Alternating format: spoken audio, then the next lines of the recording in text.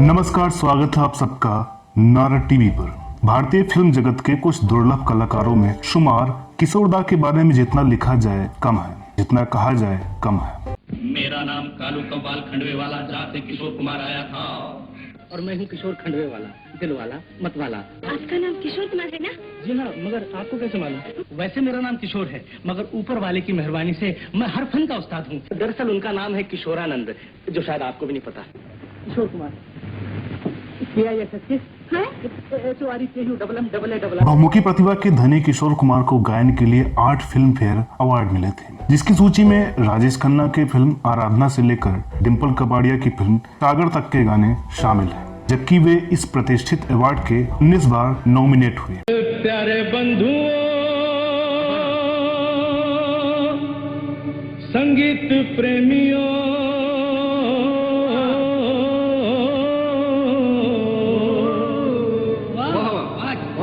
मेरे नाना नानियों, मेरे दादा दादियों, ओ मेरे काका काकियों, मेरे मामा मामियों, ओ मेरे बच्चे बच्चियों, मेरे यारो यारियों, आप सबको किशोर कुमार का सप्रेम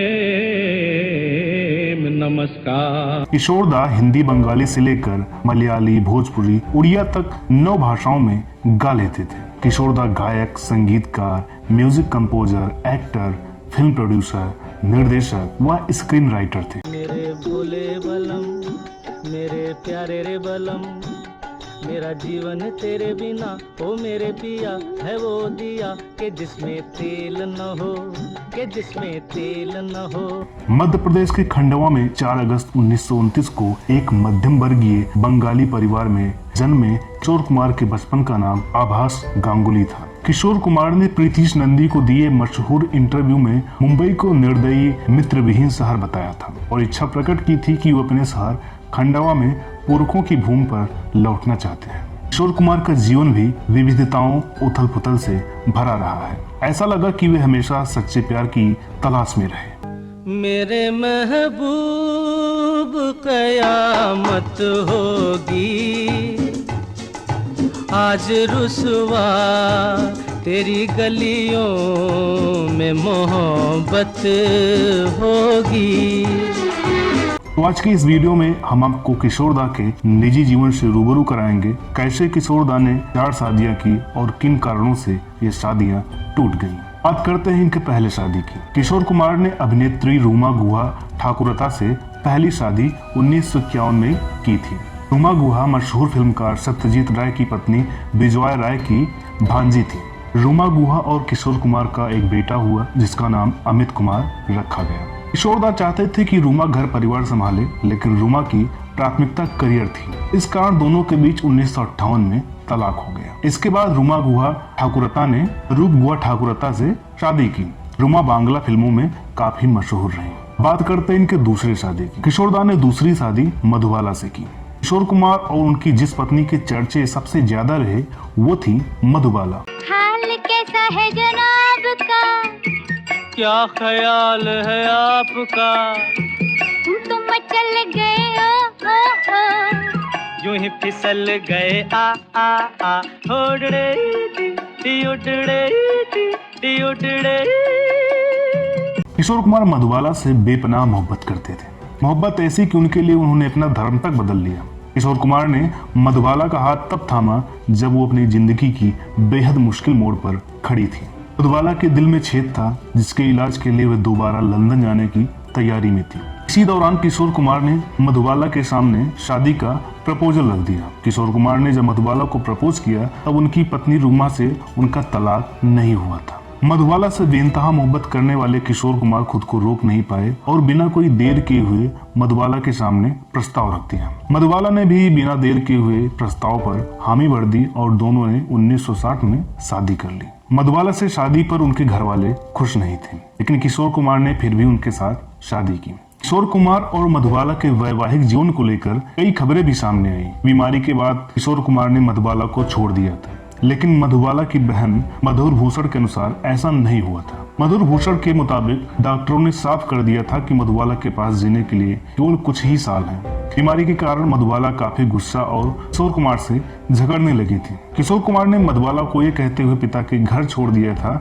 कि वो अक्सर बाहर रहते हैं, इसलिए उनका ठीक से ख्याल नहीं रख पाएंगे। किशोर कुमार मधुबाला से मिलने भी 2-3 महीने में एक बार आते थे। इसके पीछे भी एक बड़ा कारण था। किशोर कुमार नहीं चाहते थे कि मधुबाला उन्हें देखकर रोएं, क्योंकि ये उनके दिल के लिए अच्छा नहीं था। किशोर कुमार का कहना था कि इससे वे डिप्रेशन में चली जाएंगे। किशोर कुमार ने भले ही बीमार मधुबाला को उनके पिता के घर छोड़ दिया हो, लेकिन आखिरी वक्त तक उनके मेडिकल खर्चे किशोर कुमार ने ही उठाए। आखिरकार मधुबाला ने 23 फरवरी 1969 को दुनिया को अलविदा कह दिया। कोई हमदम न रहा, कोई सहारा न रहा,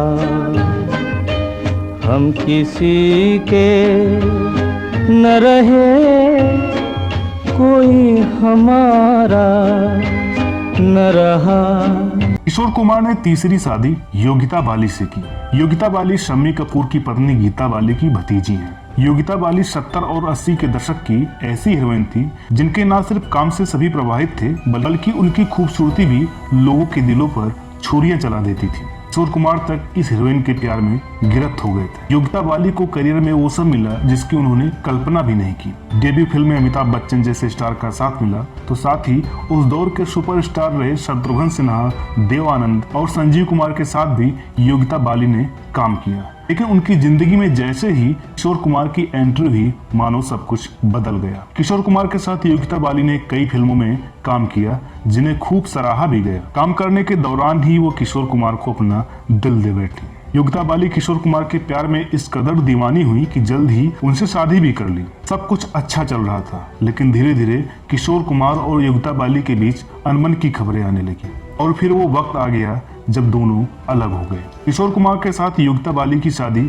सिर्फ 2 ही साल चली। अब किशोर कुमार के साथ अपने रिश्ते को लेकर योगिता गंभीर थी या नहीं, ये तो वही जाने, लेकिन एक इंटरव्यू में किशोर कुमार ने खुलासा करते हुए कहा था कि योगिता बाली के साथ उनकी शादी सिर्फ एक मजाक थी, क्योंकि योगिता बाली अपनी मां को लेकर ज्यादा पजेसिव थी और शादी के लिए उन्होंने कभी भी गंभीरता नहीं दिखाई। खैर, दोनों अलग हो गए, पर शायद योगिता बाली को इसका जरा भी मलाल नहीं हुआ, क्योंकि तलाक के 1 साल बाद ही वो मिथुन चक्रवर्ती को अपना दिल दे बैठी और उनसे शादी कर ली। कहा जाता है कि मिथुन चक्रवर्ती से शादी करने के लिए योगिता बाली ने किशोर कुमार को तलाक दे दिया। मिथुन चक्रवर्ती से शादी करने के बाद योगिता बाली ने फिल्मों में काम करना जारी रखा, लेकिन 1989 में उन्होंने पूरी तरह से फिल्मों को अलविदा कह दिया। इसके बाद किशोर कुमार ने चौथी शादी लीना चंदावरकर से की। लीना ने अपने एक्टिंग करियर में मात्र 30 फिल्मों में काम किया था। फिल्मों में काम करते करते ही उनकी शादी राजनीतिक फैमिली से ताल्लुकात रखने वाले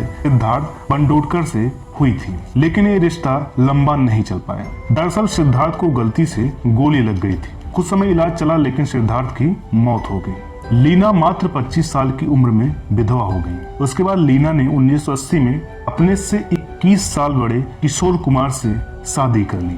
लीना के पहले हस्बैंड की मौत के बाद वो डिप्रेशन में चली गई थी। उन्होंने लोगों से मिलना जुलना और बात करना बंद कर दिया था। उनकी ऐसी स्थिति को देखकर उनके पिता उन्हें घर वापस ले गए। पिता के घर जो भी रिश्तेदार आते वो लीना को अजीब नजरों से देखते थे। इससे भी वो परेशान हो जाती थी। आखिरकार उन्होंने तय किया कि वे मुंबई वापस लौट जाएंगी और अपने अधूरे प्रोजेक्ट को पूरा करेंगी। विधवा होने के कुछ वक्त बाद उन्होंने दोबारा फिल्मों में काम करना शुरू किया। इसी बीच उनकी मुलाकात किशोर कुमार से हुई। मुलाकातों का दौर शुरू हुआ और आखिरकार दोनों ने 1980 में शादी करने का फैसला लिया।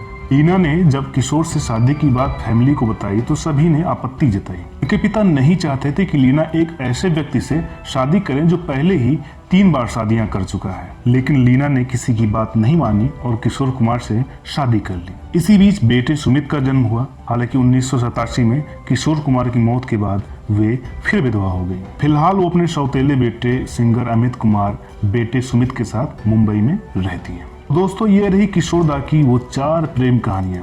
कहा जा सकता है कि इनकी किसी भी प्रेम कहानी का सुखद अंत नहीं हुआ। वीडियो आपको कैसे लगी कमेंट करके जरूर बताइएगा। वीडियो अगर आपको अच्छी लगी हो तो प्लीज इसे लाइक करें, शेयर करें। ऐसे वीडियोज के लिए हमारे चैनल को सब्सक्राइब करना ना भूलें। तो दोस्तों, मिलते हैं अगले वीडियो में एक और नई दिलचस्प कहानी के साथ। तब तक के लिए नमस्कार।